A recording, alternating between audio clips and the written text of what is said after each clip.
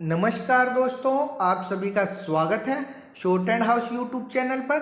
दोस्तों, Hindi short hand से संबंधित डिक्टेशन प्राप्त करने के लिए आप हमारे चैनल को सब्सक्राइब करें तथा हमारे वीडियोज को लाइक एवं शेयर करें। यह डिक्टेशन जीडी बिष्ट सर की उच्च गति लेखन पुस्तिका से उन्हीं की वॉइस में रहेगी, जिनका आप बार बार अभ्यास कीजिए तथा उसे ट्रांसक्राइब जरूर कीजिए। चलिए, ज़्यादा समय न लेते हुए हम डिक्टेशन स्टार्ट करेंगे।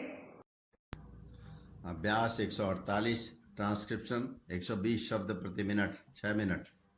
सभापति महोदय, जैसा आपने सदस्य के रूप में यहाँ कहा कि आज किसान की जो हालत है, यदि हम उसे सुधार नहीं पाए तो भविष्य में हालत और बिगड़ सकती है।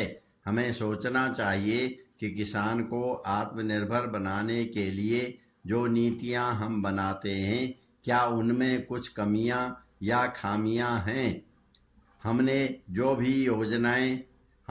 भी योजनाएं शुरू करते हैं, क्या उन योजनाओं का लाभ हम किसानों तक पहुंचा पाते हैं? क्या उन योजनाओं का लाभ किसानों को प्राप्त होता है? महोदय, इस सदन में गेहूं के आयात का पूरी तरह से विरोध किया गया। हमारे कृषि मंत्री जी खाद्यान्न मंत्री भी हैं। यहाँ सत्ता पक्ष की ओर से पंजाब की हमारी बहन ने किसानों की हालत की वास्तविकता से सदन को अवगत कराया, और जब गेहूं आयात करने का फैसला लिया गया तो सबसे ज़्यादा दुख या विरोध अगर किसी ने किया तो पंजाब के किसानों ने किया। इस देश को गेहूं के मामले में आत्मनिर्भर बनाने में अगर किसी ने अहम भूमिका निभाई है तो पंजाब और हरियाणा के किसानों ने निभाई है। यह वास्तविकता है, इसे हमें स्वीकार करना चाहिए। और जिस गेहूं और अनाज के मामले में पंजाब ने भारत को आत्मनिर्भर बनाया, उस पंजाब के किसानों को उनके अनाज का जो सही मूल्य मिलना चाहिए था, जो उपज का सही दाम मिलना चाहिए था, वह नहीं मिल रहा है। और इसीलिए जब यहाँ गेहूं विदेश से आयात करने की बात हुई तो उसका विरोध देश भर में हुआ। खासकर किसानों ने और पंजाब के अकाली दल के भाइयों ने उसके खिलाफ यहाँ पर धरना दिया। मैं इस बात को इसलिए कह रहा हूँ क्योंकि आज इस देश में सचमुच में गेहूं की कमी है। मुझे नहीं लगता है कि सरकार इस बात को स्वीकार करेगी। आज हमारे पास बफर स्टॉक की कमी है, लेकिन एक समय ऐसा भी आया था जब इतना बफर स्टॉक हो गया था कि हमें अनाज को समुद्र में फेंकना पड़ा था और हमारा लाखों टन अनाज बर्बाद हो गया। महोदय, आपको यह सुनकर आश्चर्य होगा, लेकिन यह वास्तविकता है। सचमुच में अनाज समुद्र में फेंका गया था। एफसीआई के गोदामों में अनाज सड़ता रहा और उस सड़े हुए अनाज का क्या उपयोग हो सकता था, इसलिए उस सड़े हुए अनाज को अंत में समुद्र में फेंक दिया गया।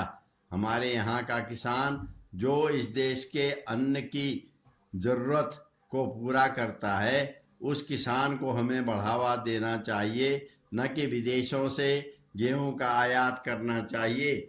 गेहूं को आयात करने का विरोध इसलिए हुआ था, यदि हम अपने किसानों को सही दाम देते तो जितनी गेहूं की हमें ज़रूरत है उतना गेहूं पैदा करने की क्षमता हमारे देश के किसान रखते हैं। आज किसान आत्महत्या क्यों कर रहा है, इसके पीछे कई कारण हैं, लेकिन जो प्रमुख कारण है जिसका उल्लेख आपने भी किया है कि किसान कर्जे के बोझ में दबने के कारण अंत में आत्महत्या करने पर मजबूर हो रहा है।